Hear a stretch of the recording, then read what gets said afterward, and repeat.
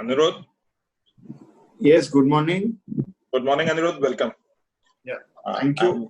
Though we have been talking a lot upon the phone, but formally we are meeting on the virtual platform. Before we start, the fact that the large number of participants are there, it shows a lot of excitement. A subject which is totally new and fresh, and large number of people would be feeling that it will be a subject to come in forth.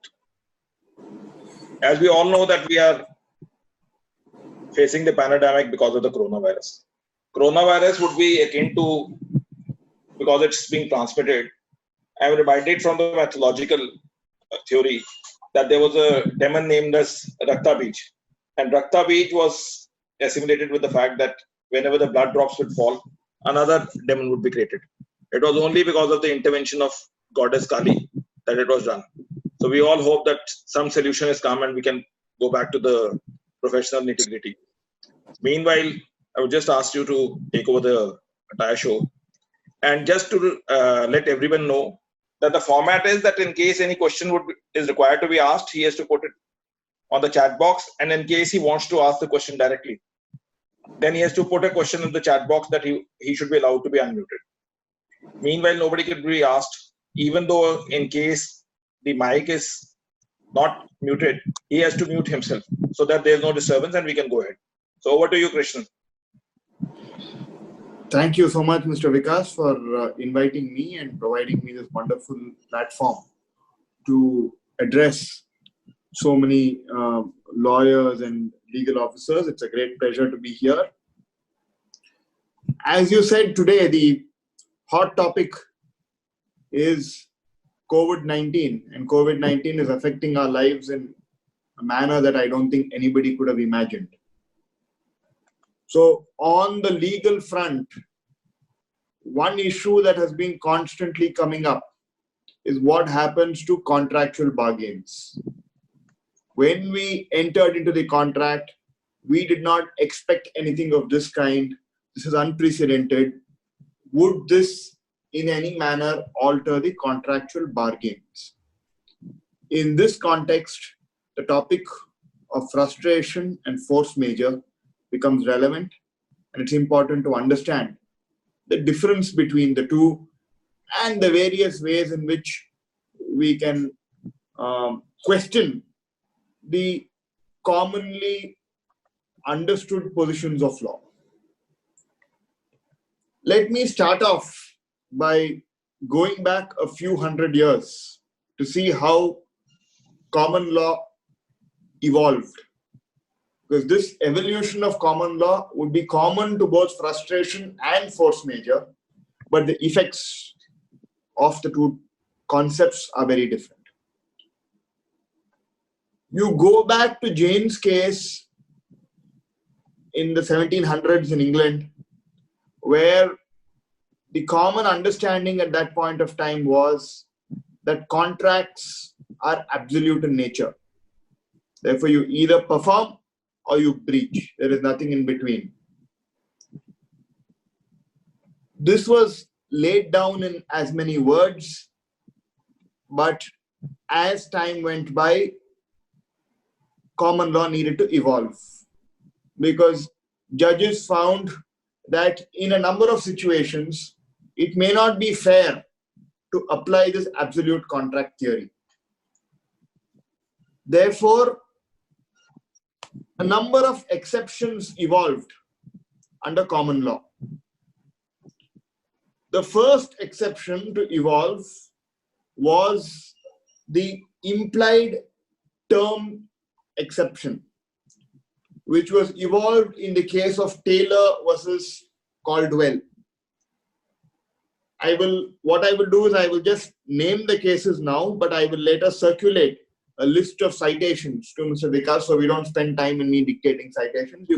He can then circulate it to everybody who's interested. So the Taylor versus Caldwell exception was the first of a kind at that point of time and was on the basis of an implied term. So what had happened in that case was that the parties had entered into an agreement for letting out a music hall on a particular date. But before that date, there was a fire and the music hall was destroyed. The argument then was that based on the earlier rule, if the music hall is not available, it's an absolute obligation and therefore you must pay me damages for it not being available. The English courts evolved this implied term theory to say that the entire contractual obligations are based on the assumption that the music hall is in fact usable on that date. Therefore, you must read in an implied term that in case the music hall is not usable on the said date, then the contractual obligation would no longer hold good. This was the first exception that was carved out, namely the implied term exception. Over time, you had other exceptions evolve under common law. The second exception to evolve was on the basis of a theory called the disappearance of foundation of the contract theory. This evolved in the case of W.J. Tatum Limited versus Gamboa. What had happened in this case was that the plaintiff had chartered its ship to the defendant for the purpose of evacuating civil population of a country. The date of evacuation was supposed to be from 1st July 1937. What had happened was that in the meantime, the ship was seized and released much after the date of performance. July 1st was the performance. The ship was seized and released only on 7th of September. Therefore, in this case, the ship itself, which formed the foundation of the contract, because the contract was for evacuating people using the ship, therefore the ship formed the foundation of the contract. That foundation of the contract had disappeared, and hence the English courts held that the absolute contract theory should not be applied in this case. A third exception was later evolved, called the just and equitable result theory. This exception evolved in the case of British Movie Towns LD versus London and District Cinemas LD. So what had happened in this case was that the parties had entered into an agreement to supply their newsreels to the exhibitors for using it in theatres. Subsequently, what had happened was that as a measure during the Second World War, the Cinematograph Film Control Order 1943 was passed, which prohibited any person to supply or acquire any film rights without the permission of the Board of Trade. Once this order came to be passed, the parties entered into a supplemental agreement saying that once the war is over, then this contract would revive. Because they assumed that this was a wartime measure and that once the war was over, the order passed under the Cinematograph Film Control Order would come to an end. But contrary to what they expected, even after the war, the order continued. The issue then was what happens to contractual obligations. In this case, the English courts read in equity. They brought in a theory called the just and equitable result theory and said that this is directly contrary to what the parties expected. Therefore, we must hold in such a scenario that it is not just and equitable to enforce the contract. This was a third exception that evolved. There is a fourth exception as well, a more recent exception called the radical change of obligation theory. So in this case, what had happened was, this is a 1956 case in England. So the parties had entered into a contract for construction of certain houses within a period of 8 months. Due to the lack of labor being available, this became impossible, and an 8-month contract took 22 months. The argument was that the absolute contract theory should apply. The contra argument was that this rule is not fixed in law, and that when there is a radical change in obligation of the contract, you cannot apply the absolute contract theory. The English courts accepted this exception based on radical change of obligation, but while applying it to the facts of the case, held that this is not an event that parties could not have foreseen. When you look at labor, and the parties are expected in a contract for construction to look into the sufficiency of labor, and in the event of proving some exceptional circumstance which greatly impacted the bargain, perhaps like COVID-19, we'll come to some examples. You can't apply this theory of radical change in obligations. But in effect, this theory was recognized, and as you would see, on an ad hoc basis, common law evolved exceptions to the absolute contract rule, and this is how the law in relation to frustration developed. Ultimately, the position in England was that this is based on construction of the contract. Is this something that the parties could have expected or not? If it was something that the parties could not have been reasonably expected to expect, then in such a scenario, the doctrine of frustration would be attractive. But the law, as you would see, developed on an ad hoc basis, and this provided for a lot of uncertainty, because people in common law jurisdictions did not know what exception would be evolved at what point of time and how to apply the law. Therefore, what happened? As a consequence of all this uncertainty, parties started to contractually depart from this absolute contracts rule. Right? So if you provide in your contract that the contract is not absolute, and that you provide contractual exceptions to performance, then you can't be bound. Because the basic premise of contract law is that you must respect the bargain of the parties. Parties have a freedom to contract, and except for certain recognized exceptions, such as it being contrary to public policy, being forbidden by law, against morality, etc., such a contract would have to be respected. Therefore, what happened was that parties started including clauses which were essentially risk allocation clauses. You would have come across a number of these clauses. For instance, there is a reasonable endeavors clause. I can give you examples of such a clause from an arbitration that I had handled. So there's a investment by a foreign company into an Indian company. There is an exit mechanism provided in the contract by which the foreign investor can exit in a period of 3 years. But in the meantime, it is provided that the Indian party, that is the main company in which investment is made, must take reasonable endeavors to go in for an IPO.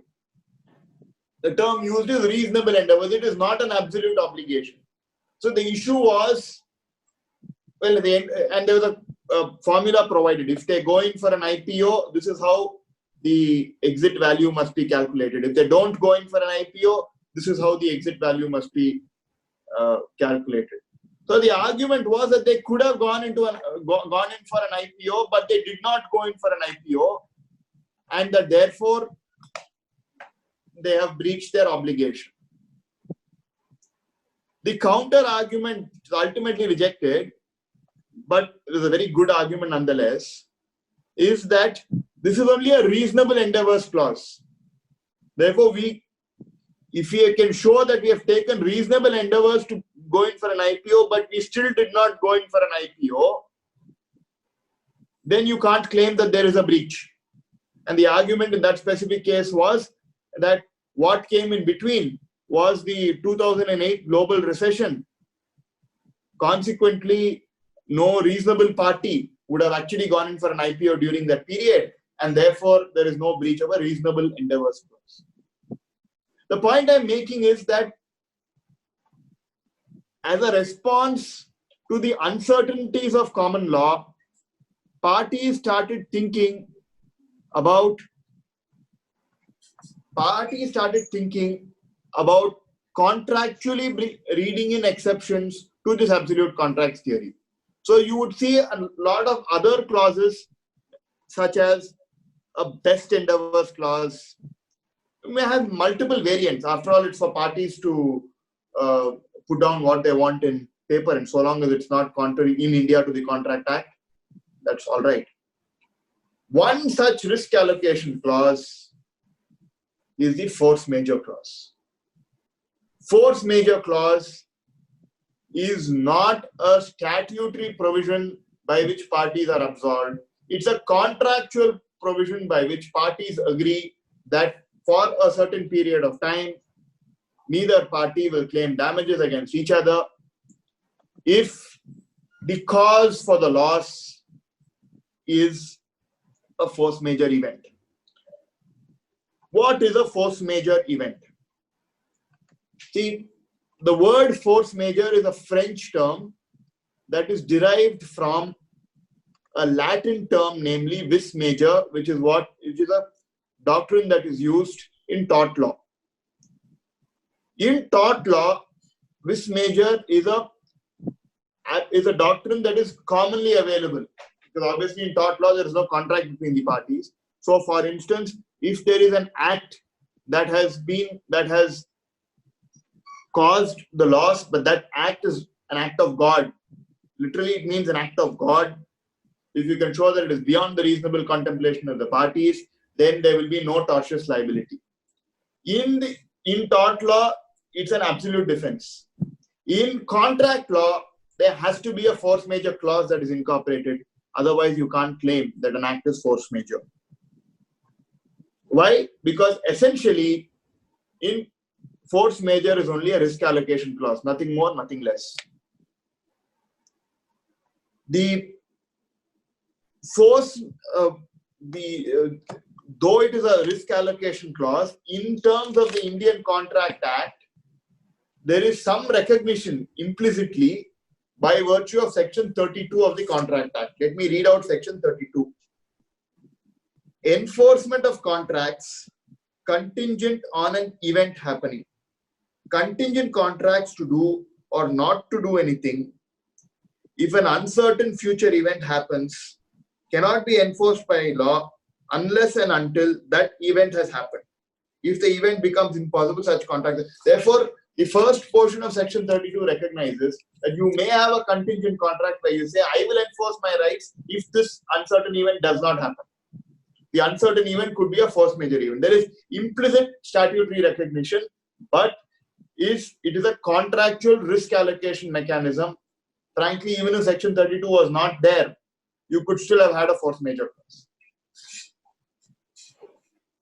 Let me read out a few typical force majeure clauses, so you get an idea as to how these clauses read. Just give me 1 minute, I'm just opening. Yes. So let us look at a force majeure clause in certain different kinds of agreements. Let me read out a force majeure clause in a infrastructure contract. This is the force majeure clause in the general conditions of contract for the railways. If at any time during the continuance of this contract, the performance in whole or in part by either party of any obligation under this contract shall be prevented or delayed by reasons of any war, hostility, acts of public enemy, civil commotion, sabotage, serious loss or damage by fire, explosions, epidemics, strikes, lockouts or acts of God, provided notice of the happening of any such event is given by either party to the other within 15 days from the date of occurrence thereof, neither party shall by reason of such event be entitled to terminate this contract, nor shall either party have any claim for damages against the other in respect of such non-performance of the delay in performance, and works under the contract shall be resumed as soon as practicable after such event has come to an end or ceased to exist, and decision of the engineer as to whether the works have been so resumed or not shall be final. So that's a typical force majeure clause in a construction and infrastructure contract. You would note that this specifically refers to epidemic. There are a lot of other contracts that do not refer specifically to epidemic, but will have more general terminology. Like, for instance, the contracts of Steel Authority of India specifically use the term quarantine measures. But you look at the FIDIC contract, there is neither any mention of quarantine measures or of epidemic, but you have a general test set out. There is a 4-step test that is set out. If you apply the 4-step test, a pandemic like COVID-19 would certainly fall under that. You have other kinds of force majeure clauses as well. In a power purchase agreement, usually a force majeure clause is even more detailed. So in a power purchase agreement, you would have usually 2 different categories. There are non-political events. There are the 3 categories. Non-political events that would include acts of God like storm, flood, drought, etc. There would be indirect political events such as acts of war, sabotage, terrorism, radioactive contamination. It can be really wide. Then they also have direct political events such as government agencies or DISCOMs, unlawful or discriminatory delay. Therefore, they also provide, usually the difference in a power purchase agreement is that there are acts that are related to the state DISCOM that are also provided. So today, what is crucial to remember, I'm not going to bore you by reading multiple force majeure clauses, but it is up to the parties to look at how narrow or how wide they want to make their force majeure clause. Usually, most force majeure clauses would cover the current kind of scenario in contracts for power as well as contracts for in the infrastructure and construction sector. There is a slight departure in the context of lease agreements. I will deal with that separately in the end, because lease agreements very often refer to the property becoming unusable as a result of the force majeure event. Right? I will deal with that. So today, what are the common force majeure events? What are the consequences of these force majeure of the current COVID-19 scenario? So, for instance, owing to the lockdown, it may be possible to argue that it was impossible for a sale of goods contract. Let's assume that there's a contract for periodic supply of certain goods from abroad. Right? So every month there's a contract by which every month certain quantity of, say, coal is to be supplied from, let's say, Australia. All right. Now, today it may be possible to argue that this performance became impossible. I am not certain whether supply of coal has been brought in within essential conditions and therefore is permissible. But if you can show that it is non-essential, then in a COVID-19, it is possible to argue that because of COVID-19, it became impossible to actually import these goods from abroad, and consequently it would be a force majeure event. In the context of a construction contract, you may have a scenario where you can show that independent of, even prior to the lockdown, that a lot of migrant labor started going back. Therefore, it became impossible to perform. But you will have to prove this. And post-lockdown, it's obviously much easier, though now with relaxation in certain states, the position is slightly different. Therefore, what is very crucial to show is this causal link.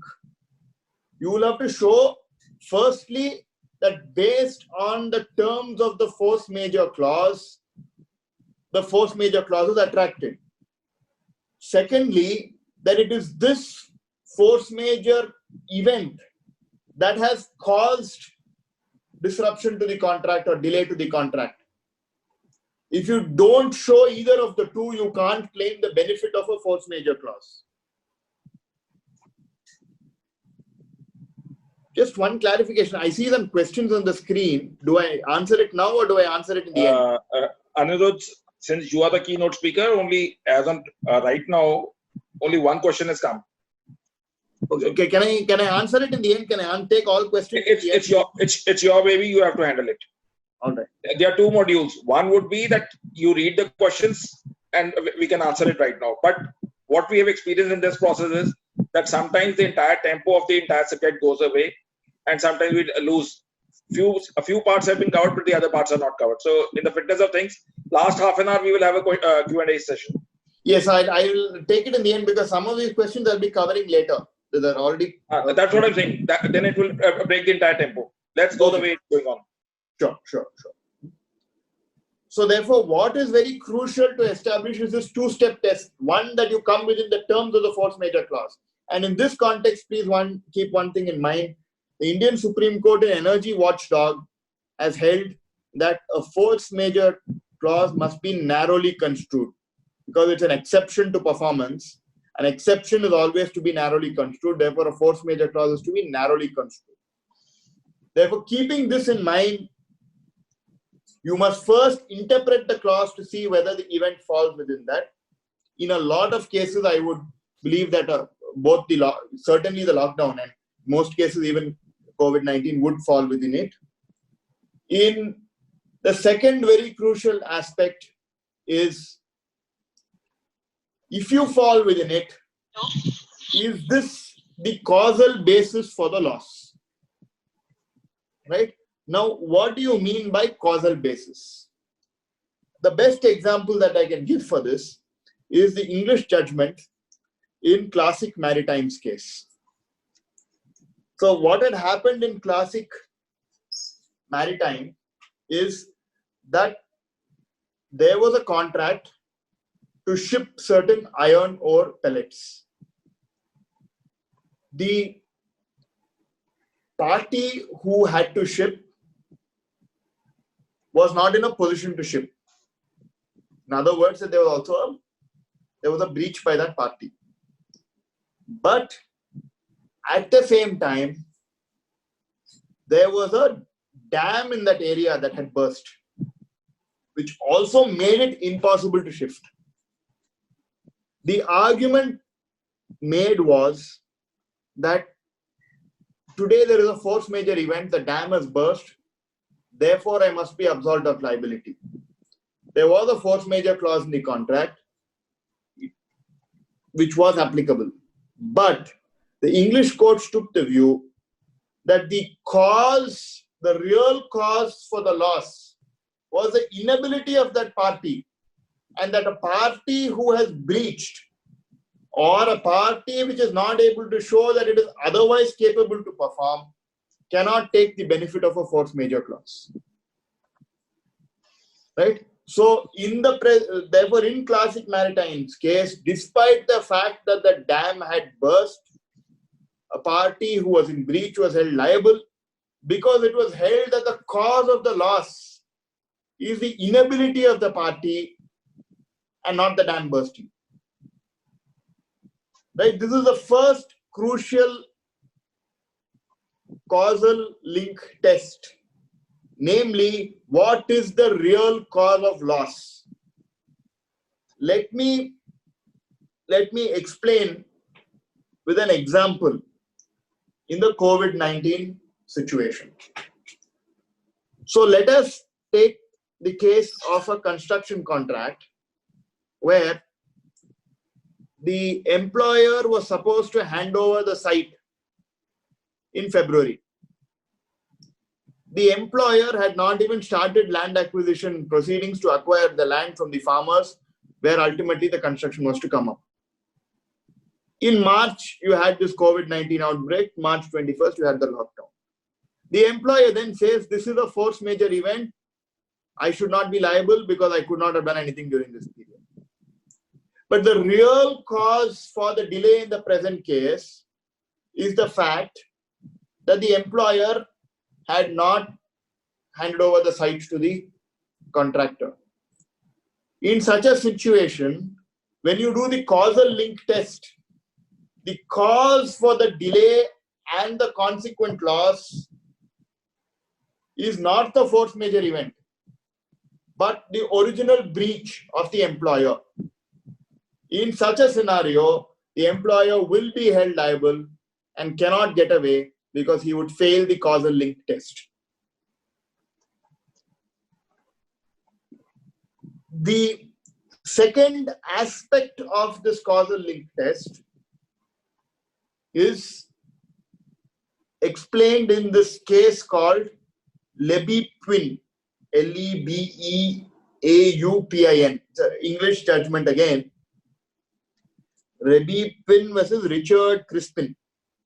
So here there was a contract to supply tinned fish, salmon, in boxes of certain sizes. There were two separate contracts. There was a breach in relation to both, because what had happened was that insofar as the first contract was concerned, the tin manufacturer had supplied a defective tin. By the time the correct tin arrived, there was a delay, and the river had run out of salmon, that fish that needed to be caught and tinned. Therefore, the argument was that because the river has run out of salmon, we can't supply, and therefore there is no, it's a force majeure event. The courts held in relation to this that there is the real cause is not the river running out of salmon, but the fact that the person who had to tin the fish first went and procured defective tins. That's a breach. His obligation included getting proper tins and then tinning the fish. On the first day, if the correct tins were available, he could have performed. Therefore, the real cause for the loss is the fact that he did not have the correct tins, and he could go and sue the person who was supposed to supply the correct tin to him. That is between him and that supplier. But force majeure would not be attracted. In relation to the second contract, what had happened was he had some larger tins which were rusting. So what he thought he would do was he would first fill up these larger tins and then come to the correct tins, because he didn't want those tins to go waste. But by the time he filled up the larger tins, the river ran out of the fish. Again, it was held that this was a misjudgment by him. Therefore, the real cause for the loss was his misjudgment, not the fact that the river had run out of salmon. Both of these raise a very important issue. If the subsequent force majeure event arises because of an initial breach, then a party cannot claim the benefit of a force majeure event. Let me give you an example. The examples that I'm giving, a lot of them are going to be in the context of construction for force majeure, because in the context of a contract for sale of goods, it would be frustration that would apply and not force majeure. So when I deal with frustration, I'll be giving a lot more examples in the context of sale of goods. Now, let us take an example where a project is to be finished by February 2020. Because of the employer's delays, the project gets pushed by 3 months. Let's assume that the employer did not hand over drawings in time. Let's assume that the employer delayed in handing over the site, that there were holds, all the standard delays that come up in a construction contract. In such a scenario, the contractor would not have been forced into this COVID-19 scenario but for the employer's breaches. In other words, had the employer performed, the contractor would have finished the project and moved out by February. But the contractor was forced to stay on in March only because the employer initially breached. In such a scenario, the employer would be held liable for the losses during the COVID-19 scenario because the contractor was forced to suffer these losses only because of the employer's initial breach. Right? So there are two causal tests that you need to keep in mind. I'm repeating this because it's a very crucial aspect which is very often lost. People just say, oh, it's a force majeure, neither party can claim. But these two aspects are going to be repeatedly litigated going forward because there are going to be multiple cases where claims can still be made even though it's a force majeure event. The two tests are, and I repeat, first, where the real cause for the loss is the other party's breach and not the force majeure event. That is, the force majeure event is in addition to the other party's breach. In such a scenario, the other party cannot get away from its breach. The second limb of the causal test is where the force majeure causes loss, but the other party is forced to face this loss because of an initial breach of the other party. Right? In the latter case, the loss caused due to COVID-19 is a consequential loss owing to the initial breach. In the example that I gave, the breach of not handing over drawings, not handing over land. The loss that is suffered during COVID-19 is a consequential loss. There are other aspects. Is it too remote? Will Section 73 be attracted? Is there any limitation of liability clause? All of these are a lecture by themselves. Right? But, what I will do is I'll share. We've been writing a series of articles on bar and bench, analyzing a number of these aspects. We've also analyzed Section 73.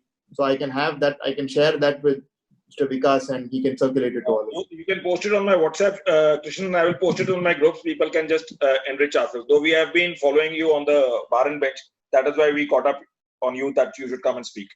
Okay. The fact that large number of people are there, it shows that people are actually following you in the other social websites. That's nice to know. Yeah. So these are now coming. There are therefore two crucial causal tests that I mentioned. The second aspect, because these are all exceptions to the common notion that you cannot claim in a force majeure. The second is, since force majeure is only a risk allocation clause, is there any other risk allocation clause in the contract? So, for instance, you may fall under force majeure, but you may also fall under another clause such as a change in law clause. So, there are some contracts. I've seen a lot of power purchase agreements that have this. Some construction contracts also have it, which say that if there is a change in law, one of the parties that suffers due to the change in law can claim compensation from the other. So in such a scenario, even if it is a force majeure event, loss does not lie where it falls.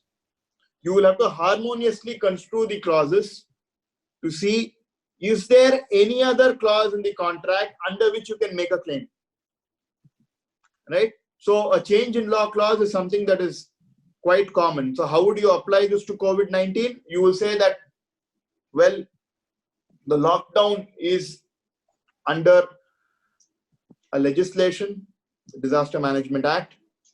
Therefore, originally I could work 6 days a week or 7 days a week as the case may be. Regulations permitted me to do so. Now for a period of 21 days or how many ever days, I cannot work. That is because of a change in law. Consequently, I'm entitled to compensation. Because obviously there is a loss of productivity that is caused. if you cannot work during this period, yet you need to keep paying your laborers, you need to keep paying your other subcontractors. Therefore, one clause that I can think of that may be attracted as a change in law clause. You may, in some rare situations, also be able to look at a suspension clause. Usually, suspension has to be by the engineer or chief engineer at site in a construction contract, or by a specified authority in the context of a power purchase agreement. In some situations, following the lockdown, I know that instructions have been issued by that authority. You could then treat that to be a suspension, but obviously everything turns on the wording of the clause. It's not possible to tell you in black and white that this can be done or this cannot be done, but you will have to harmoniously construe all these clauses to see in the context of that specific contract, can you make a claim or not? Right? Therefore, the two crucial aspects is causal test and harmonious construction with other clauses. Just a minute. Yeah. Since the session is 12:30, we have got 12 questions. Just moderate in that way, we can have a second session with. Yes. Sorry?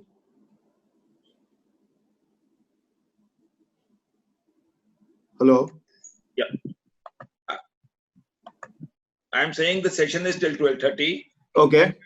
14 questions on the chat box. I'm saying you can moderate this thing. It's lovely hearing you. I didn't want to interrupt you. But since the session is for 12:30, we will like to have you second time on the board.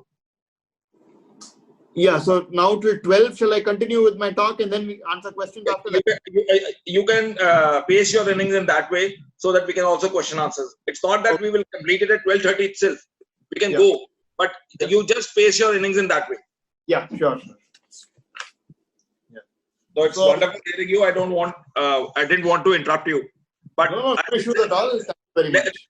Lest we complete our talk and then they say we have not been able to we were not able to get the answers to our questions. We'll ensure that there's enough time for the question and answer. Yeah. That's wonderful. Yeah. Thank you. Before I move on to frustration from force majeure, what is very important to keep in mind is that since force majeure is a contractual remedy, for the force majeure clause to be attracted, the preconditions set out in the clause have to be complied with. There are condition precedents that are usually set out, such as a notification requirement, which is usually there's either a time period. Some contracts say within 14 days you must notify. Some contracts say within a reasonable time period. But this notification requirement has been held to be mandatory. There are two judgments of the Appellate Tribunal on Electricity, which have actually gone into this quite well. One of those is Himachal Sorang Power Limited versus CERC. I will circulate the other one. I don't have the name with me right now. These set out the concept as to why this is mandatory. Rationale is this. This is a contractual remedy. You want to take benefit of the contract, you comply with the contract. That's the rationale. Right? Therefore, if you are a lawyer advising a legal officer of a company as to whether to take benefit of a force majeure clause or not, please ensure that condition precedents are met, because ultimately you don't want a scenario where you have missed the bus and the other side comes back and says, well, you can't claim benefit of force majeure because you did not comply with the requirements. Right? Now let me move on to the second limb, which is frustration. Well, I will be reading out now section 56 of the Contract Act. So I'm an agreement to do an impossible act. An agreement to do an act impossible in itself is void. Contract to do act afterwards becoming impossible or unlawful. This is what is important. A contract to do an act which after the contract is made becomes impossible, or by reason of some event which the promisor could not prevent, unlawful, becomes void, when the act becomes impossible or unlawful. Therefore, if I may read this once more slowly, a contract to do an act which after the contract is made becomes impossible, or by reason of some event which the promisor could not prevent, unlawful, becomes void when the act becomes impossible or unlawful. Therefore, if the contract is to do an impossible act, it is void. If there is an act that later becomes impossible, then also it is void. So in India, this frustration is clearly provided for in the statute. And when it says that the contract becomes void, it automatically means complete discharge from contractual obligations. This is a very crucial distinction. In the case of force majeure, the contract survives. You will have to perform after the force majeure event is over. In a frustration scenario, that's the end of the contract. Right? But keep in mind one aspect. Partial frustration is also possible. I am to further my argument that partial frustration is possible. I refer to some observations in there's one Kerala High Court judgment, and there is in the judgment of Tarapur, the Supreme Court says that where the contract is predicated on a certain factual situation and that factual situation ceases to exist, the contract to that extent becomes otiose, which clearly speaks about a partial frustration situation, right? Now, there's also a Kerala High Court judgment. I'll circulate that. I don't remember the name right now. I'll circulate that, where specifically this concept has been gone into. This is also based on the doctrine of severability, which is recognized in the context of contracts. They call it the blue pencil rule in the context of contracts. We say that if part of the contract is void, rest of it is not void, rest of it must survive if you can sever off the part that is void. Right? Now, when does frustration, in fact, let me give you an instance which I believe would be partial frustration. This is a matter where I've argued it's been reserved, but I think this is a case which would involve partial frustration. So there is a contract for construction. There is a sand source that is available just next to the site. And contractually, at the time of the contract, parties agree that sand will be sourced from here. The other side increases the scope of work drastically, because of which it is not possible to use this sand source because a larger source of sand is required. That source of sand is 180 kilometers away. Therefore, to that extent, the contractual obligation which says that you procure sand from this source would become otiose. And you can then procure sand from that source that is further away and claim transportation charges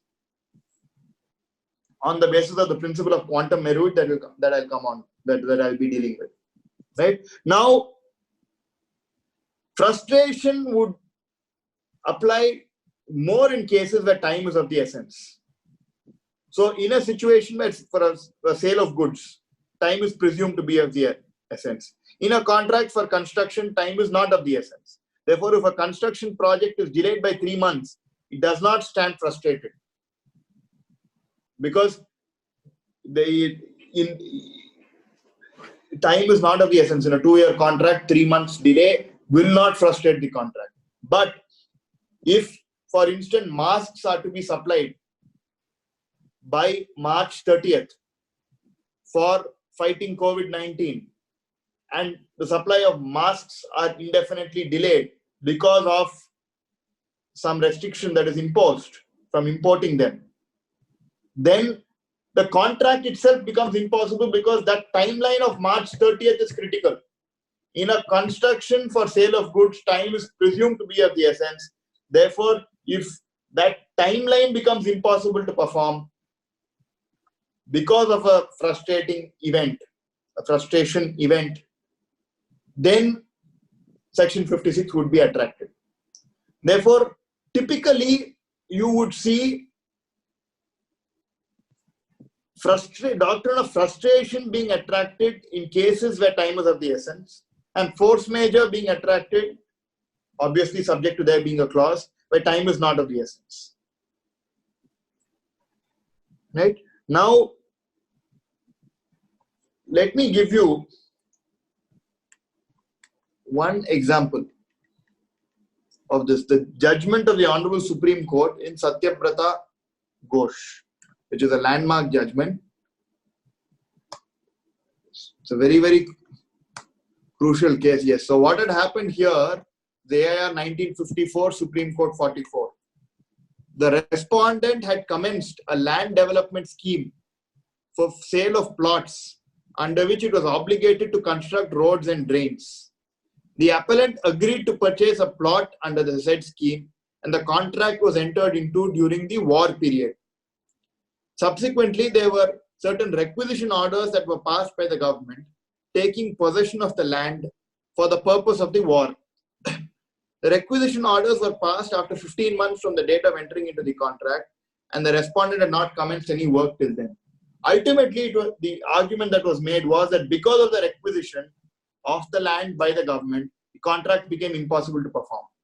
The Supreme Court rejected this argument on the basis that the requisition was for a temporary purpose, that for a contract for construction, as was in the fact scenario, time was not of the essence.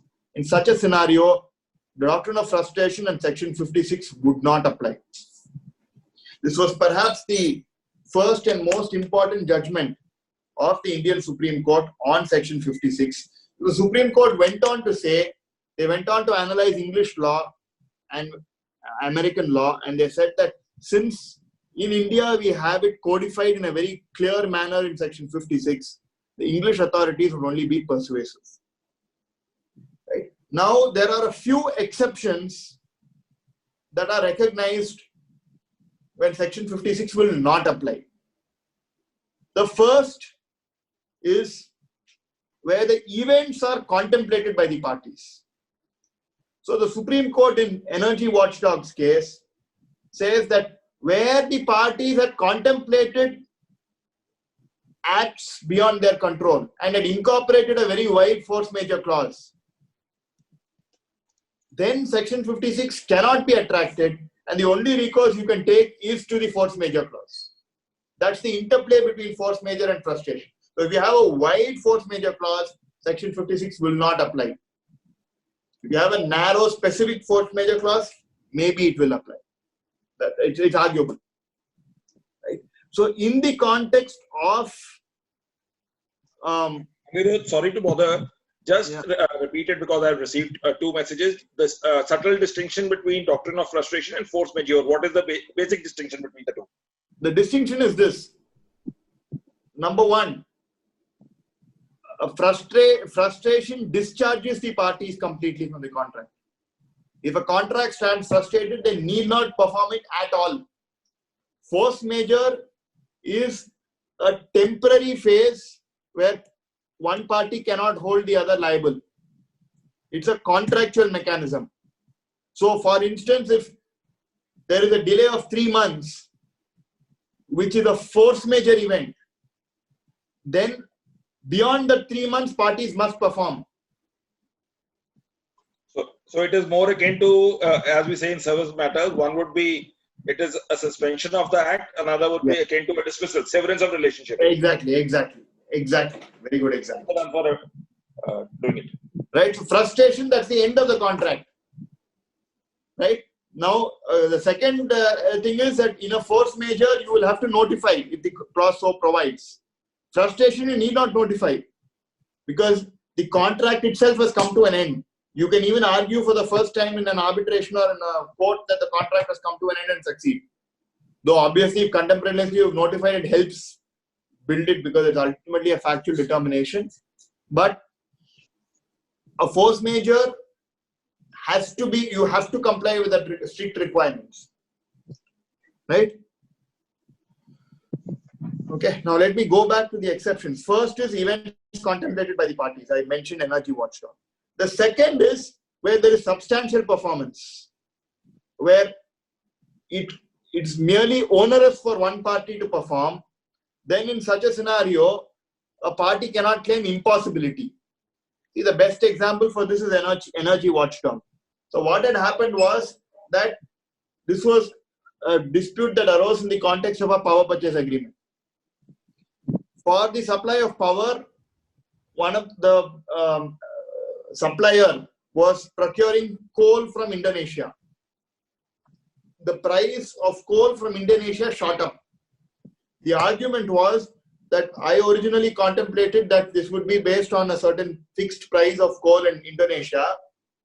Today the price has shot up, therefore the contract becomes impossible to perform.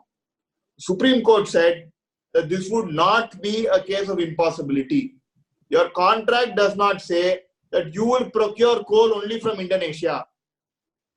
You can go procure from anywhere else in the world. Further, merely because the contract becomes more expensive for you to perform does not make it impossible. This was, therefore, if substantial performance is possible and the circumstances only makes it more onerous, then in such a scenario, doctrine of frustration will not be attracted. The third exception is self-induced frustration, where a party's act has resulted in the frustration event. Let me give you an example. In the context of a power purchase agreement, where there's a captive generation scheme for supplying electricity, the law provides, the Electricity Act, that the consumers and the producer must set up a common entity in which 26% shareholding is held by the consumers. Now, let us assume a scenario where the producer colludes with one of the consumers and tells them, I will buy your shares. So your the overall collective shareholding drops below 26% because of this. So overall, all the consumers have 26%. One consumer goes and sells his share to the producer. Therefore, by virtue of an act of the producer, the overall shareholding of the consumers drops below 26%. Then that producer cannot go and take the stand that by virtue of this sale of shares, this is no longer a captive generation scheme. The under law, if you are a captive generation scheme in the context of supplying electricity, there are some benefits that are given. There are some charges that you don't have to pay the government. So it's cheaper to procure electricity this way. Here, a party, by virtue of its own act, brings about a scenario where where it ceases to be a captive generating scheme. In such a scenario, the frustration is self-induced and a party cannot claim benefit of Section 56. There is a judgment of the Madras High Court in TVS versus RK Energy, which sets out the law on this in great detail. Right? So these are the regular exceptions. I think it's 12 o'clock, but I'll take another 5-10 minutes and then I will... As we often say in all these sessions, we are not playing a 50-over match or a 20-over match that it has to be completed in that case. We don't have the upper cap. As long as the participants are enjoying, they are not captivated participants. They are all voluntary. Okay. If they feel that they have to go by 12:30, they are free. It's not a locked auditorium that nobody can go outside. Okay. Sure. Then let me just... okay. So therefore, there are 3 exceptions.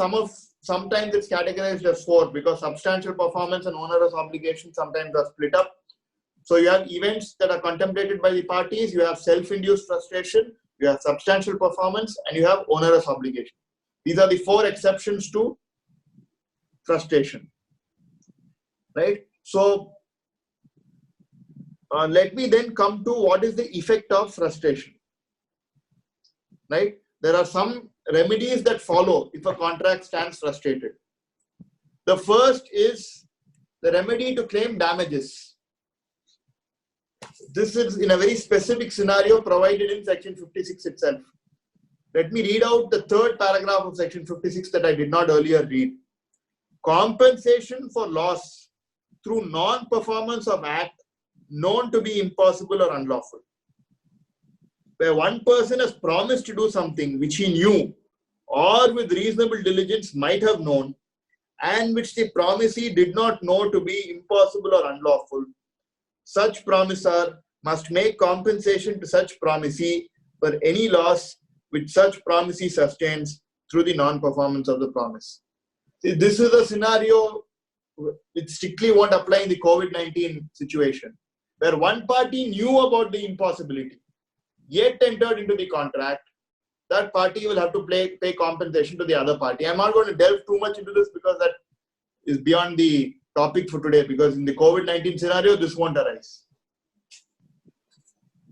Maybe we can, where in the COVID-19 scenario, you can, thing is where the government has passed some order, a foreign party is not aware of that order, and then the government enters into a contract contrary to its own order.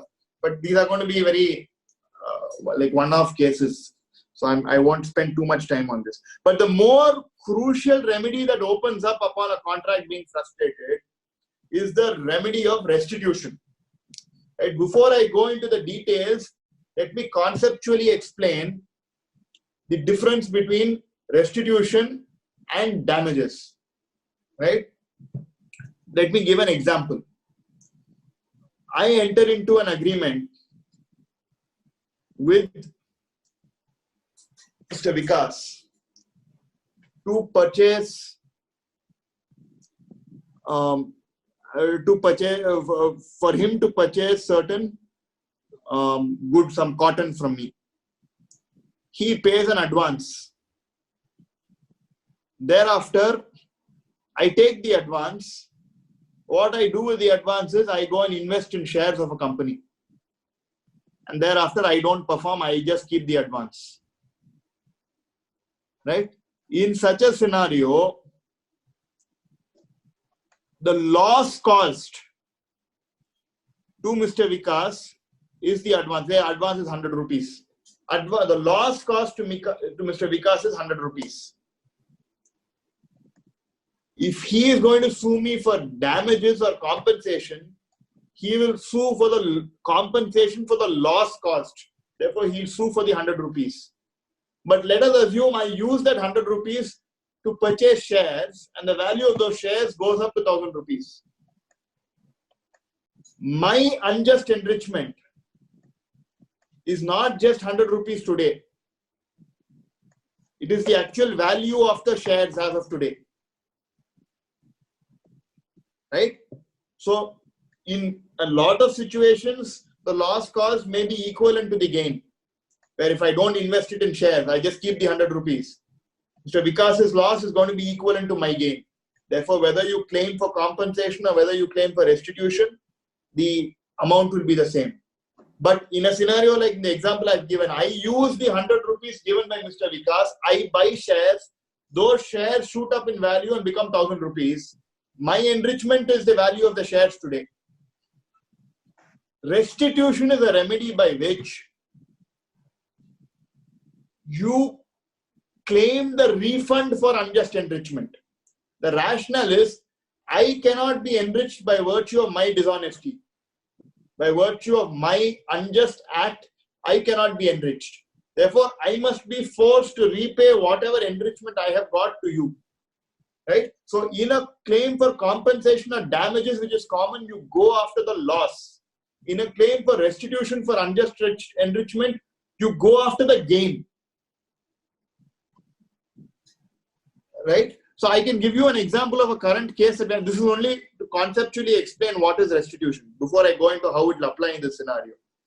Example I can give you is there was a case which we are currently handling where an advance was given of 10 crores for purchasing shares in my name. But the other party purchased shares in his own name. Today that company has become a huge company where the value of those shares is not 10 crores but 100 crores. We are going after the 100 crores today on the basis of restitution. If you're going on the basis of, not on the basis of restitution, but if you're going on the basis of compensation for loss, I can only claim 10 crores plus interest. That's the difference between restitution and compensation for damages. When it comes to restitution, now the one crucial aspect is that for restitution for unjust enrichment, the contract cannot remain. What happens when a contract stands frustrated? The contract stands discharged. Contract no longer exists. Therefore, the bar for claiming restitutionary remedies is lifted. Therefore, there are multiple kinds of restitutionary remedies, some of which are recognized in the Indian Contract Act itself, some of which are based on common law. The first kind is recognized in Section 65 of the Contract Act. Obligation of person who has received advantage under void agreement or contract that becomes void. When an agreement is discovered to be void, or when a contract becomes void, any person who has received any advantage under such agreement or contract is bound to restore it or to make compensation for it to the person from whom he received it. So I enter into a contract with a party in China for me to purchase some non-essential goods. I pay an advance of 1 lakh rupees. Thereafter, COVID-19 hits. Therefore, this contract becomes impossible to perform. In such a scenario, I am entitled to refund of the benefit that I have given him, which is the 1 lakh rupees that I have given as advance. That is what Section 65 says. The second statutorily recognized remedy is that of quantum meruit. Obligation of person enjoying benefit of non-gratuitous act. Where a person lawfully does anything for another person or delivers anything to him, not intending to do so gratuitously, and such other person enjoys the benefit thereof, the latter is bound to make compensation to the former in respect of or to restore the thing so done or delivered. Now, let's come back to the example that I earlier gave. I am supposed to procure sand for my project from a source that is next to the project. Therefore, there is no transportation cost. But because of the fact that the contract value increases so drastically and so much of extra sand is required, this portion of the contract becomes impossible to perform. I no longer can procure from next to the site. I have to go 180 kilometers away. In such a scenario, using the rationale of Tarapur's case, the contract to that extent becomes otiose. That contract goes, I then go, but I still perform. I go and procure sand from 180 kilometers away. I spend 10 lakh rupees transporting all of this sand. Now I can claim this 10 lakh rupees as quantum meruit because there is no longer any contract in relation to this. Therefore, the restitutionary remedy opens up. Secondly, I never intended to transport it free of cost. If I never intended to transport it free of cost, you must pay me for it. That's the principle. The third kind of remedy is a common law remedy. So far as the common law remedy is concerned, you can actually, the remedy I'm referring to here is a remedy of tracing. So in the example that I gave of me entering into a contract with a Chinese company and paying an advance, if I can show that using that money that Chinese company invested in that 1% shares of HDFC, using the advance that I paid, then instead of going and claiming the money back, I can ask for transfer of those shares to me. That's the equitable remedy of tracing. So that's the third kind of restitutionary remedy. So I think I'm a little beyond time, but what I will do is briefly, because I think Vikas specifically mentioned to me that there was some interest in relation to lease agreements. So I will deal with that. Lease as well as we can, two generic questions I will ask, since we are already barged with so many questions on the chat box. Yeah. And I'm making it clear that my screen is showing us 29 messages. We will not take any more questions because we are already running out of time. Two questions for lease and this rent, which is generic in nature, and as to whether it would be the mandate that what the government has said that you have to make the salaries, etc. During all this time, the government's order to that effect. Yeah, insofar as lease is concerned, the position is that lease as well as both. Yeah, so the judgment in Raja Dhruv Dev versus Raja Singh, there's a Supreme Court judgment which says that a lease agreement would not stand frustrated unless the lease property itself stands destroyed. That would only be the ground for frustration. A mere delay or mere fact that a party is not able to actively use the rented premises will not result in an act of frustration. Specifically in the context of an epidemic situation, there is a case in Hong Kong called Lee Chin Wing versus Zhuan Yi Xiong, which arose in the context of the SARS epidemic. So there was a contract that needed to be, there was a 1-year lease agreement, maybe 2 years, I'm not sure of the period. 3 months a party said that they could not pay rent, and they claimed that this resulted in frustration of the contract. The courts in Hong Kong said that merely 3 months in a 2-year contract is hardly anything. If you can say that, okay, 3 months in a 3 months contract or 3 months in a 6 month contract, maybe you can make an argument for frustration. But generally in a lease agreement, it will be very difficult to argue frustration say for instance, if the government acquires the leased property itself in order to then provide beds for COVID-19 treatment, then you can argue it, but not just because of the difficulty it causes because you can't use it. Frustration, you can't argue. Force majeure is obviously dependent on the scope of the clause. Most force majeure clauses that I've seen in lease agreement also bring in this condition of destruction of the property or inability to use the property. Now, inability to use the property, you could argue in a situation where you can say that the property is completely inaccessible, I could not have used it at all. But if you're living in the property, then you can't claim it. Or if you haven't, if the property is still accessible to you, then you can't claim it. Yeah. Then sorry, what was the second question? On payment of wages. These orders issued by MHA that you have to pay salaries to the employees irrespective of the fact that you're not working with the companies, etc. Now, insofar as salaries are concerned, again, I think I don't think they're subject to correction. They're only advisories, right?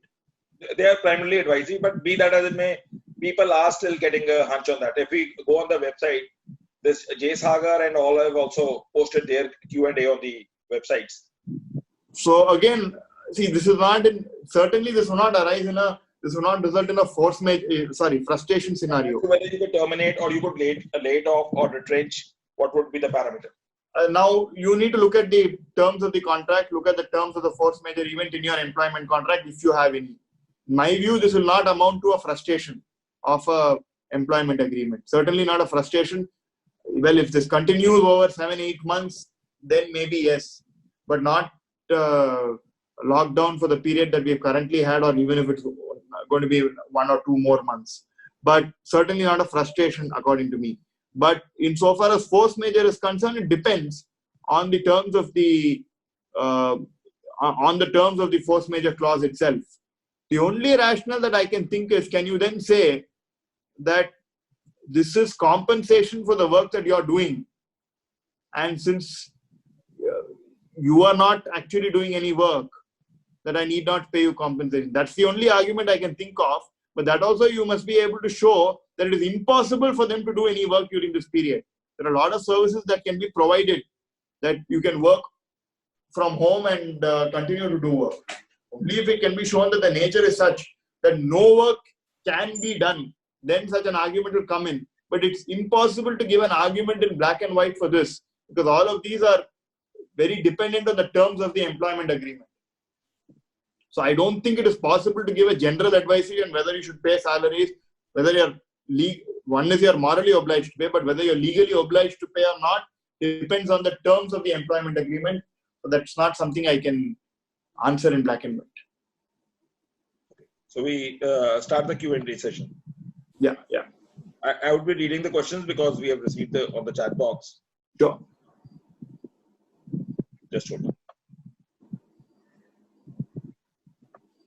Mr. Juhi Gupta asks, what if there is a delay in giving the notice? For example, if a contractor was not able to do work because of the first lockdown, but didn't invoke the force majeure clause, thinking that the lockdown in 3 weeks would be over?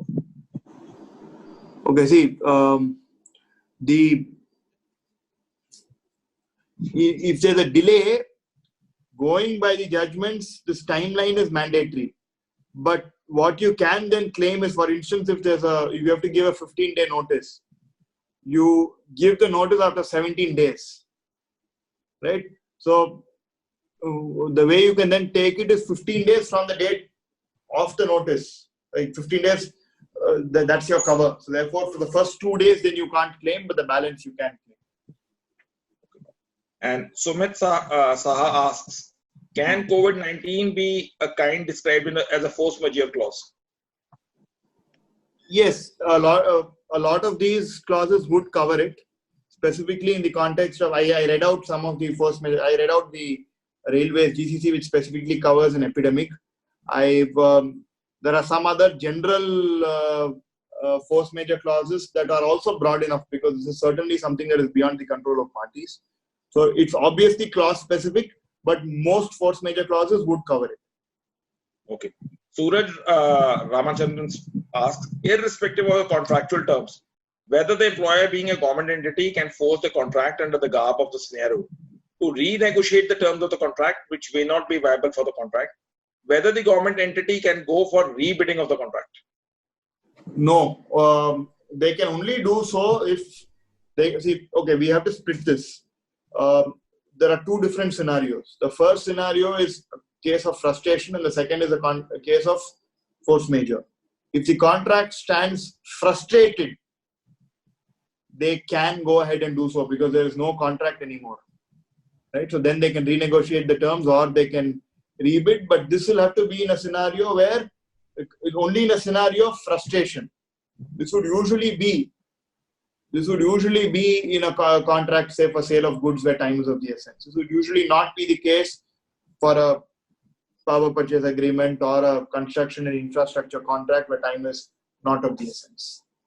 But in a case where it's only a force majeure that is attracted, rebidding or renegotiation is impermissible. Jasween Kaur asks, what happens to the implementation of the approved resolution plans under the IBC, especially if such resolution plan does not have a force majeure clause? Well, very interesting question. If it does not have a force majeure clause, then the only thing you can come under is frustration, right? Again, I've set out the very high thresholds. So usually a resolution plan is over a extended period of time. It's not something that is done in 3 months, 4 months. There may be some payment obligations that kick in immediately, but the implementation itself is over a longer period. Therefore, in my view, it's highly unlikely that in such a plan, time would be of the essence. If time is not of the essence, then it is unlikely that the doctrine of frustration would be incorporated. would be attracted. And then Sumit Saha asks, where COVID-19 epidemic is not specified in the FM clause, can COVID-19 be described of the kind described in FM clause dealing with the natural catastrophes such as earthquakes, volcanoes, activity, etc. be considered?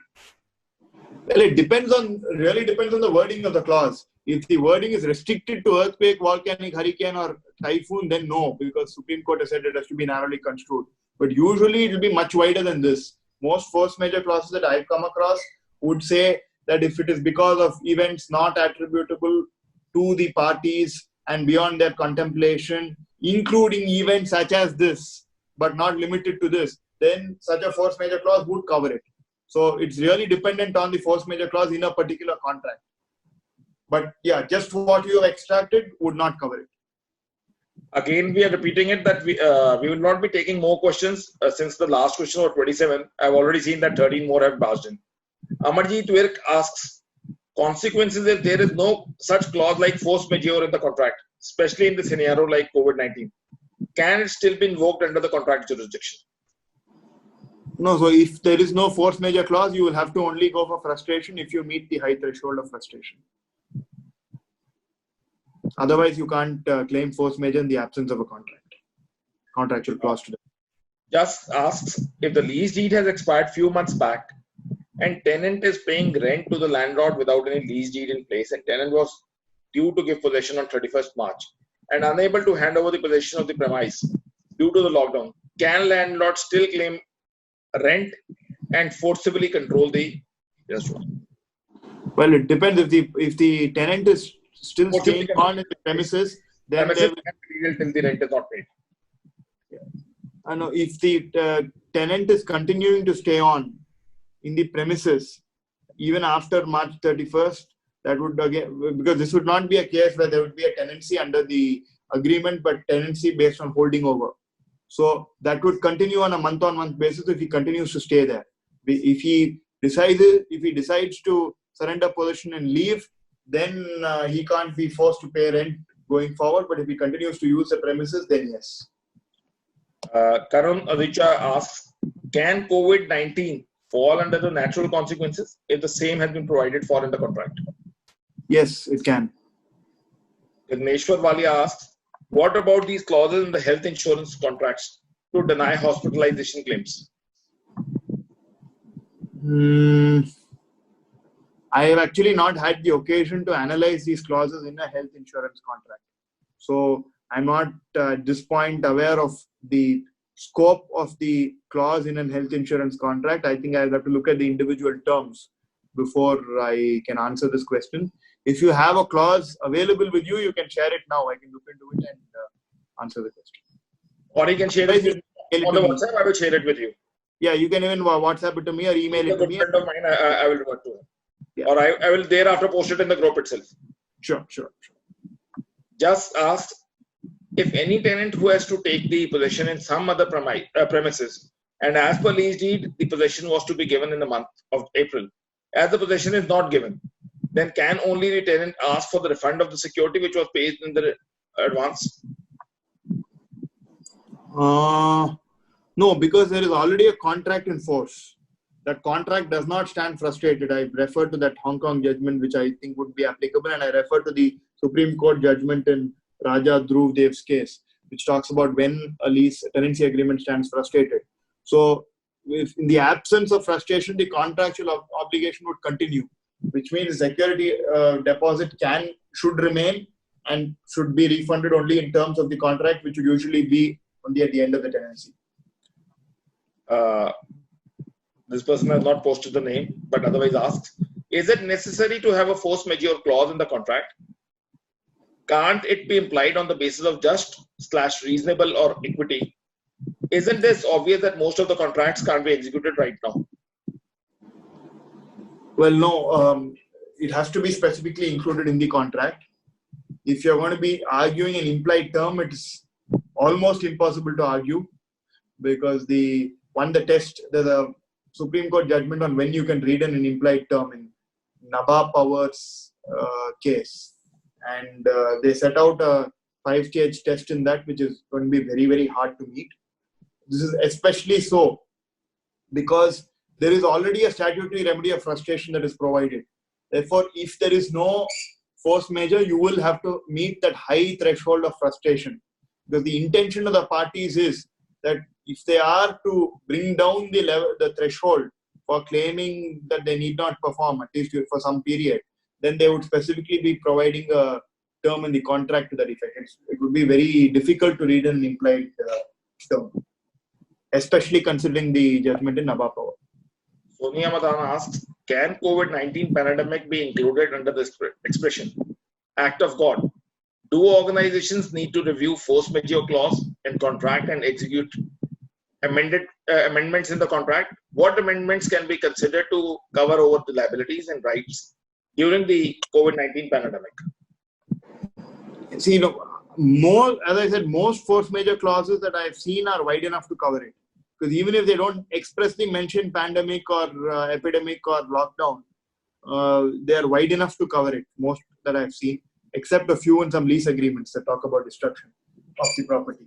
But therefore, I don't think there would be a requirement. But obviously, if in a given fact scenario, if the clause is narrow, then you may have to renegotiate it.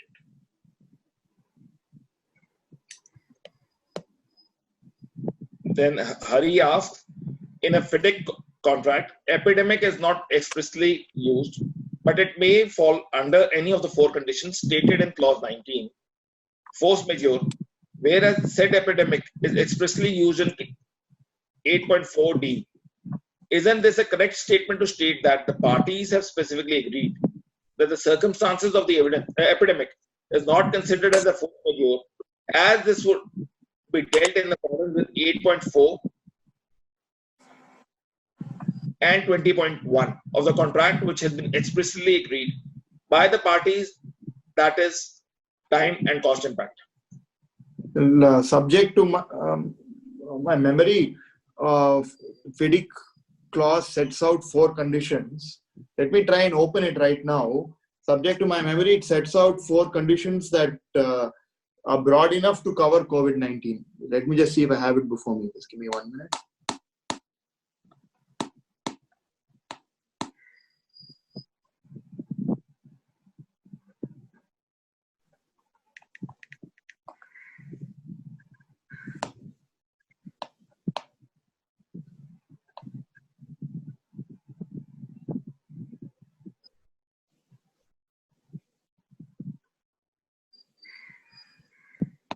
Yeah. I have the version in the 1999 edition, Red Book, before me. Let me just read it out. In this clause, force majeure means an exceptional event or circumstance, A, which is beyond a party's control. COVID-19 would meet this, lockdown would meet this. B, which such party could not reasonably have provided against before entering into the contract. I believe this also would be met. C, which having arisen, such party could not reasonably have avoided or overcome. I agree, again think we would meet this criteria. And D, which is not substantially attributable to the other party. We'll meet this as well. Therefore, this would be covered, but then it says force majeure may include, but is not limited to, exceptional events or circumstances of the kind listed below, so long as conditions A to D above are satisfied. The war, hostilities won't come under that. Rebellion, terrorism, revolution, insurrection won't come under that. Riot, commotion, disorder, strike or lockout will not come under that. Munitions of war, explosive materials, radioactivity, so and so won't come under this. Natural catastrophes won't come under this. But therefore, it's important to read see, there are 5 instances given in 19.1 of the FIDIC, which will all be covered, but this is qualified by the statement saying that this is not exhaustive. That so long as the 4-step test is satisfied under clause 19.1, it would be a force majeure event, even if it does not come under the 5 categories that are set out below 19.1d. In such a scenario, I believe that the 4-step test is likely to be met because it's wide enough to cover a COVID-19 scenario. I don't have,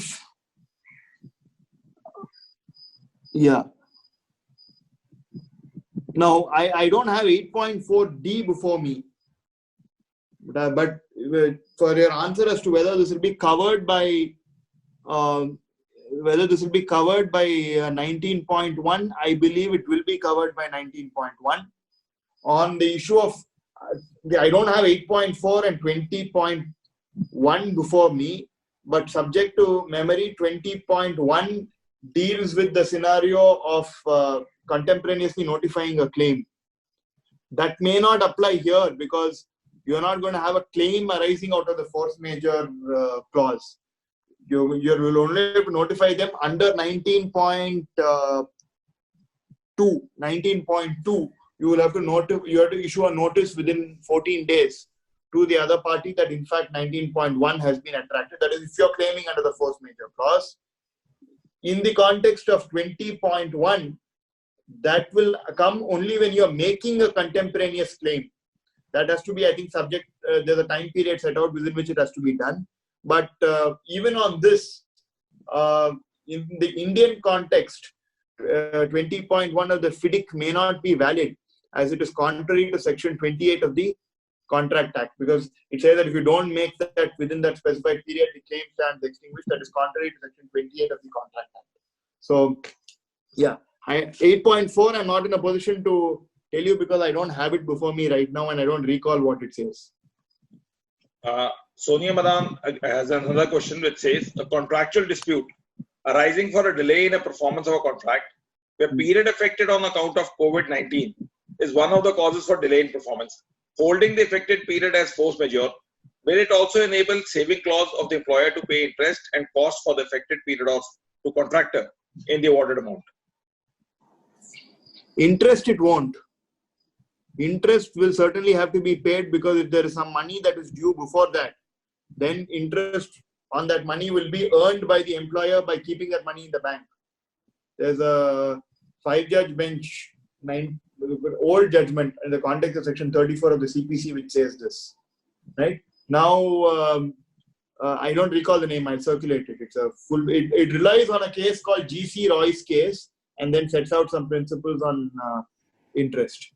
So, insofar as interest, it will serve the employer if they're sitting on the principal and then they themselves are earning interest, cannot escape from liability. Insofar as costs are concerned, again, it will depend on what is the real cause for the delay. Is the real cause for the delay the force majeure event, or is it some other prior breach? Like in the example that I gave, if the site itself has not been handed over, then the real cause for the delay is site being handed over, right? Or if the design obligation is on the contractor and the contractor has not even submitted a design, then the real cause for the delay will be the design being submitted late and not the force majeure event. So in such a scenario, subject to the terms of the contract, certainly a claim for compensation can be made. But again, it's a very factual test.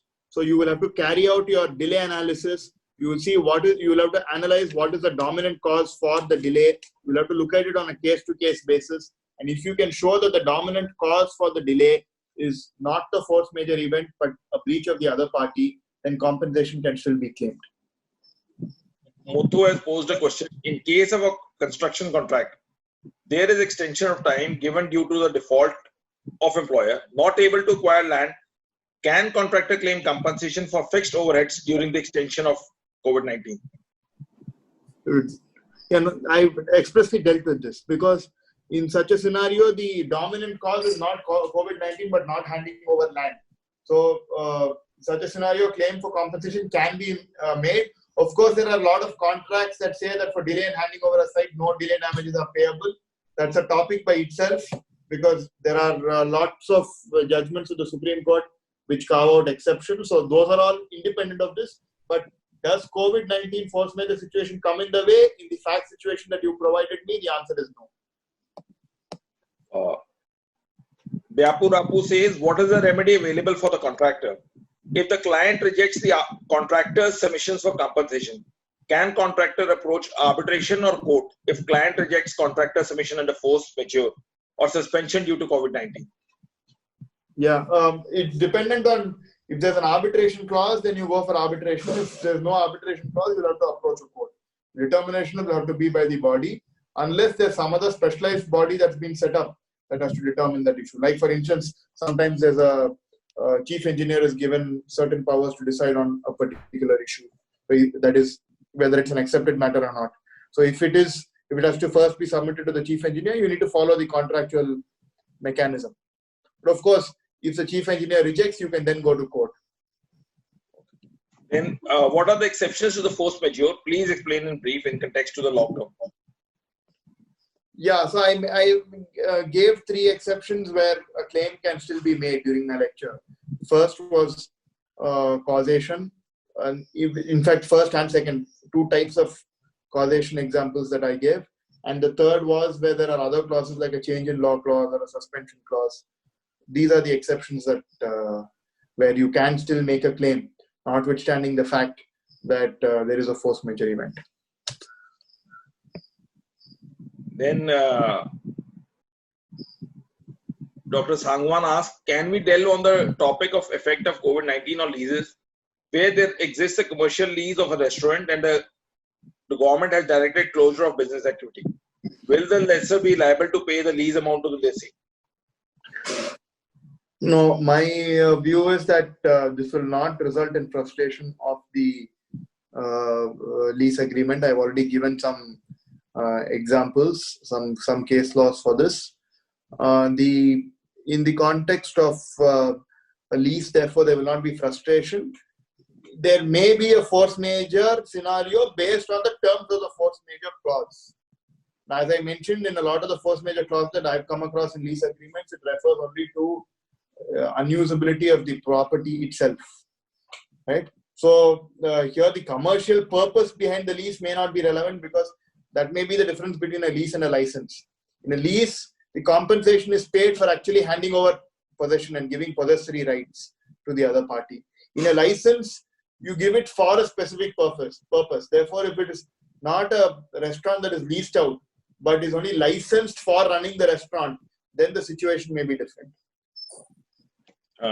Then Suraj Ramachandran asks, LOA issued in a contract being before the COVID prohibition with a timeline of execution of the contract and a timeline of 3 weeks, which is in fact during the lockdown. Now, assuming we execute the contract, are we entitled to any extension of time for any of our obligations on a later date basis of the COVID-19 scenario? The LOA is before COVID. Well, let me just go through. The LOA is issued before the COVID prohibition within a timeline the next 3 weeks, which is in fact during the lockdown. Assuming we execute, entitled to any extension of time. Yes, usually in a construction contract, I presume this is a construction contract. In a construction contract, time is not of the essence. If time is not of the essence, the contract would not stand frustrated. If the contract does not stand frustrated, then whether or not you are entitled to, usually there would be a force majeure which would be attracted, in which case you are entitled to an extension of time. But if the contract is not a construction contract, but is a contract for, say, supply of goods where time is of the essence, then there's no question of extension. The contract just stands frustrated. He has not named his name on this thing. He asks how a principal employer becomes responsible for payment of wages in construction contracts in the given scenario, in the present scenario. Now, it depends. Again, this is very difficult to give a black and white, because it depends on the terms of the agreement. I don't know whether you're looking at payment of wages to laborers, whether they are contractual laborers, whether they are staff that are actually hired by the company. If they are staff hired by the company, it's dependent on the terms of the contract with them as to whether you can then bring in a force majeure obligation, or whether you can bring in the obligation of saying that since you're not doing any work, I don't have to pay. All of it depends. See, let me give you an example. If in the terms of the contract, it's made very clear that payment is only upon them doing certain kinds of work, then payment need not be made. So it's very difficult to answer this question in vacuum without the specific terms of the contract. Then what if the contract is silent on the cost part and the force majeure clause? Will it be beneficial to claim it under clause 20.1 of the contract's claim? Where is this? Sorry. It's written at 3300. Again, we are requesting that you actually post the name. After Ankit Dhingra, then the question is asked by 3300. I'm not able to. Can you see the cursor? I am not able to see this question. 1 second. It was posted at 12:27. This is by Ankit. No, after Ankit Dhingra. After Ankit. The government has inserted force majeure. That's no. No. What if the contract is silent on the cost part in a force majeure clause? Will it be beneficial to claim it under clause 20.1? If the contract is silent, then well, whether you're going to be able to make a claim or not is dependent on the other breaches. So if you can show that there were other breaches by the other side, then you will have to make the claim under 20.1 contractor's claim. Then Mr. Sachdeva says government has inserted the force majeure clause in all the loan agreements by implication by excluding the period of default from the period of default for declaration of NP. 1 second, I'm just trying to. Where is this question? I've skipped 2, 3 because rest were only praising you. Oh, okay.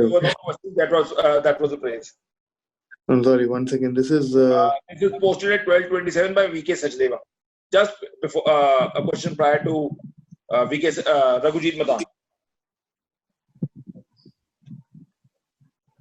There would not be any frustration of. Sorry.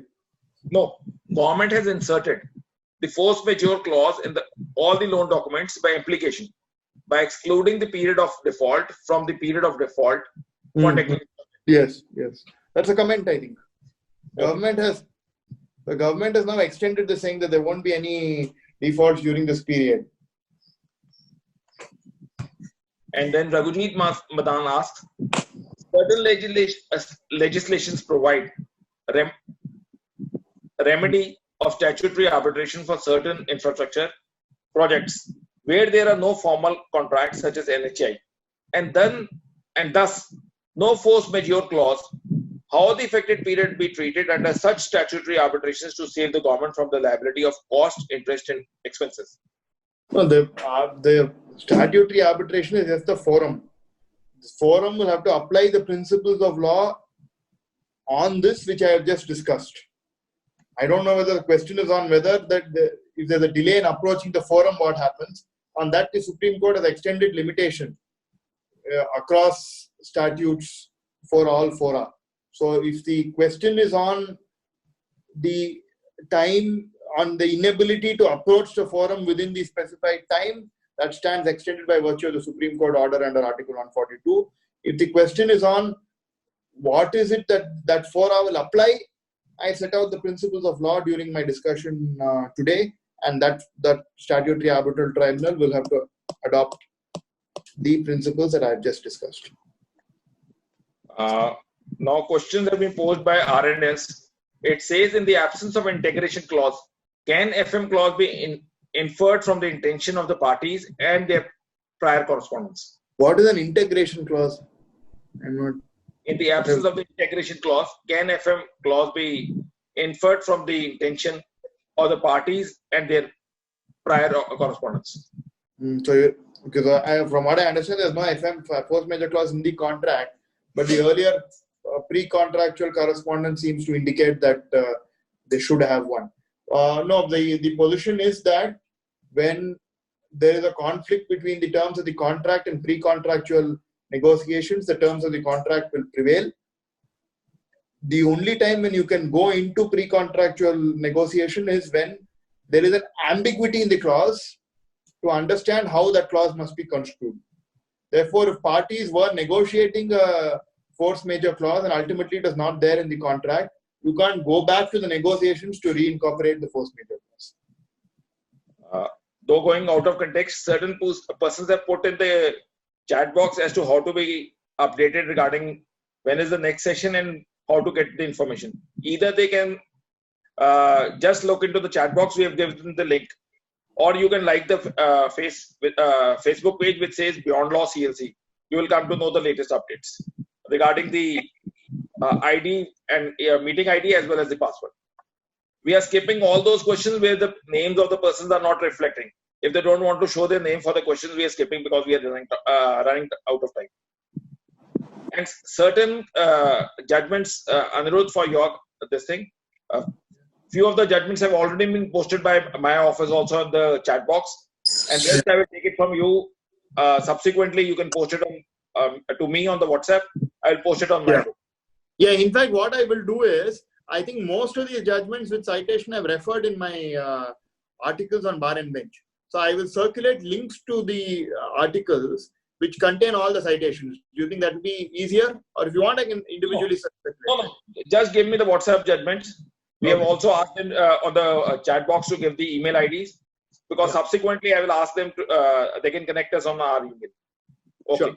IP Singh asks, in case of an OTS with the bank installment due in a lockdown period is not paid, then can bank cancel OTS? What is the remedy with the defaulter?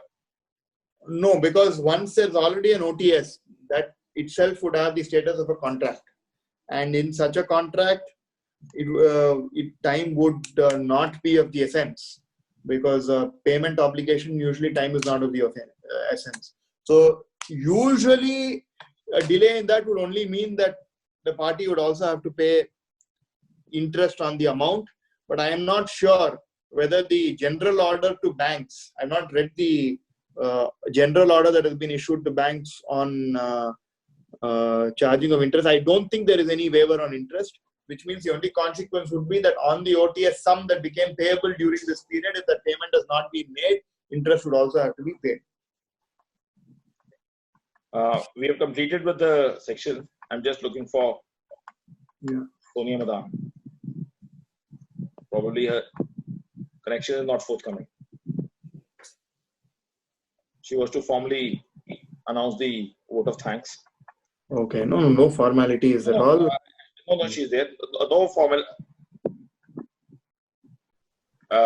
Before I ask upon Sonia to say, I will just sum up the entire session, Anirudh, in my own words. I say it's a very enriching session. Even though we have stretched our a time constraint, but still the participants are there and they were quite eager to ask more questions. We would ask from on behalf of our team that we will take further that you should come over for another session on another enriching session on your side. Now, when I saw the participants on when the participants were being entered, I'm just reminding it is just like a mass-based leader, pan-India presence like Narendra Modi, Indira Gandhi of her time. Same way we have got participants pan-India. It was a fantastic session. You see, there were two things. We are all going through the dark days ahead, but the enriching session from your side, it was just like when we say the jasmine gives the best fragrance in the night. It was in the same way. After hearing you, it is enriching to the mind, and in the dark days, we are seeing a good fragrance which is worth enjoying it. Over to Sonia. So, Sonia. Yes, am I audible? Thank you, Vikasji. I am delighted to propose vote of thanks on behalf of Beyond Law team for our distinguished speaker today. I have had the privilege to hear Mr. Krishnan in some conferences before, and like each time, the keynotes of the discussion were so elucidated and absorbing. The law has been reiterated, the law reiterating several judgments have been simplified. So the lecture definitely helps broaden our perspective. The understanding of today's topic for discussion, in fact, is so pertinent that it is going to be the basis for several contractual disputes that will arise on account of situation under prevailing pandemic.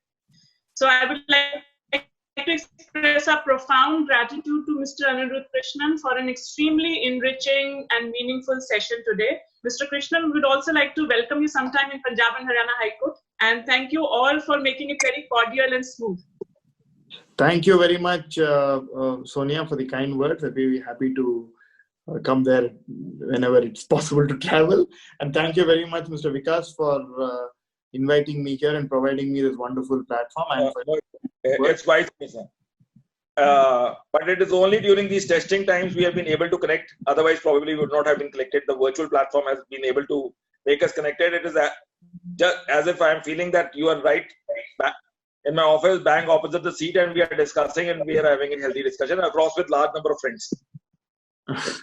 It was always a chai pe charcha, but this charcha is without chai. The silver lining in all of this is that I think technology is being used very fruitfully. Yeah, we will catch up. For the other viewers and participants, we just wanted to say for the coming this week up till Monday, we have already the participants. Tomorrow, Mr. Patwalia, who is the former judge of Punjab and Haryana High Court and he's a former Additional Solicitor General, he will come. Then on Thursday, we have Pinky Anand, who is Additional Solicitor General of India. Then on Friday, we have Justice Amit Rawal, who has gone from Punjab Haryana High Court to Kerala. On Saturday, we have Mr. Aman Lekhi, who is Additional Solicitor General of India. Thank you, everyone. Be connected. You can connect on the Facebook page or on the WhatsApp. Thank you, Anirudh. Thank you. Thank you. Thank you so much. Thank you.